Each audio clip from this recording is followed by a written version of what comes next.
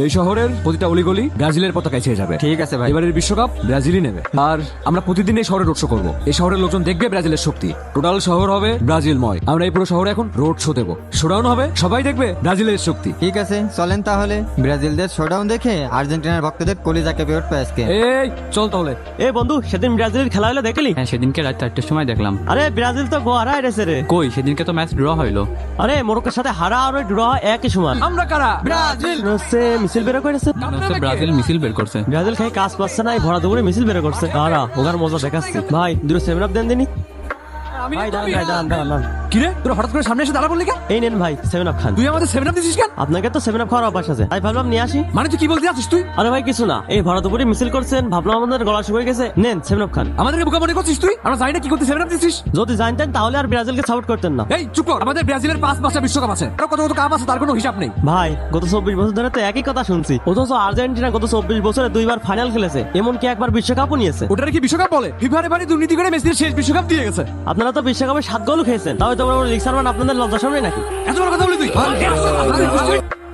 সারা বাংলাদেশে আর্জেন্টিনা ব্রাজিলের পতাকায় ছেয়ে গেছে। কোন জামানে আসলাম ভাই, যে ইহুদিরা মুসলমানের রক্ত নিয়ে হোলি খেলে, আর এই দুর্ভাগা মুসলমান ওদের পতাকা নিয়ে এভাবে মাতামাতি করে। এত পতাকা মনে হয় বাংলাদেশের মানুষ ও বাংলাদেশের পতাকা টাঙায় না। ঠিকই বলেছেন ভাই, জামানা কোথায় চলে গেল। ভাই থাকেন, গেলাম। আচ্ছা ঠিক আছে ভাই। আরে আরে, আমার বাড়ির সামনে আর্জেন্টিনা ব্রাজিলের পতাকা। কি ব্যাপার, হুজুর পতাকা পাড়াচ্ছে? দাঁড়া, আজকে মজা দেখাচ্ছি। ভাই, আপনারা কি করছেন? মারামারি করছেন কেন? মারামারি করছেন কেন নিজেদের ভিতর? ও আমাদের দলকে অপমান করছে। আপনারা জানেন কি হয়েছে? কি হয়েছে? এদিকে আপনারা মারামারি করছেন, আর ওদিকে আপনাদের দুজনের পতাকা পান নিচে পাড়াচ্ছে এক হুজুর। আমাদের ব্রাজিলের পতাকা? কি আমাদের আর্জেন্টিনার পতাকা পায়ে নিচে যেতে পারছে? এত বড় সাহস!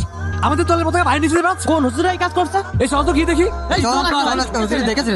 এই তো সাহস হয় কি করে তুই আমাকে টিমের পতাকাকে এইভাবে পা দিয়ে পাড়াস? এই হুজুর, এই আপনি জানেন এই যে পতাকা পাতে পাচ্ছেন এটা আমাদের কত আবেগের জায়গা? আমাদের প্রিয় কলিজা দলের পতাকা পাতে পাচ্ছেন আপনি। আমাদের আর্জেন্টিনার পতাকা আপনার পায়ে তোলে, এটা আমরা কখনো মেনে নেব না। আমরা আপনার মাথা ফাটাই ফেলবো। আপনি কোন সাহসে আমাদের প্রিয় টিমের পতাকা পাড়াইছেন? আমাদের দলের পতাকাকে অসম্মান করলে আমরা কাউকে ছেড়ে দেবো না। তোমরা আমার একটা প্রশ্নের উত্তর দাও তো, এই পতাকা কি তোমাদের দেশের? আপনার এসব কথা উত্তর দেওয়ার আমাদের সময় নেই। হুজুর আপনি একটা কথা বলেন তো, আপনাকে তো বড় সাহস কে দিয়েছে যে আমাদের পতাকা ছেড়ে আপনি পাত তুলে দেন? এটা হলো আমার ইমানের সাহস। আমি আমার বিবেকের কাছে প্রশ্ন করে এই কাজটা করেছি। এই পতাকা কি তোমাদের দেশের? যেসব দেশের পতাকা নিয়ে তোমরা মাতামাতি করছো, তোমরা কি জানো সেসব দেশে প্রতিনিয়ত মুসলমানেরা নির্যাতিত এবং নিপীড়িত হয়? যেই দেশে মুসলমানদের আজান দেওয়া পর্যন্ত নিষিদ্ধ, মুসলমানরা শান্তিতে তার রবের ইবাদত করতে পারে না, তাদের খেলা নিয়ে, তাদের প্লেয়ার নিয়ে তোমরা উল্লাস করছো। তোমরা আসলে কেমন মুসলমান? হুজুর, ব্রাজিলেও তো মুসলিম প্লেয়ার আছে। মুসলমান নাম থাকলে কি সব ঠিক হয়ে যায়? একজন মুসলমানের পরিচয় তার কাজ ও জীবনযাপনের মাধ্যমেই ফুটে ওঠে। তোমরা নিজেদেরকে প্রশ্ন করো তো, তোমাদের ভালোবাসা আল্লাহর দিকে যাচ্ছে নাকি নেইমার মেসির পিছনে ছুটছে? হুজুর আসলে আমরা এইভাবে কখনো চিন্তা করে দেখিনি। আসলে তো হুজুর, আমরা খেলা ভালোবাসতে গিয়ে নিজেদের ভিতরে শত্রুতা তৈরি করে ফেলছি।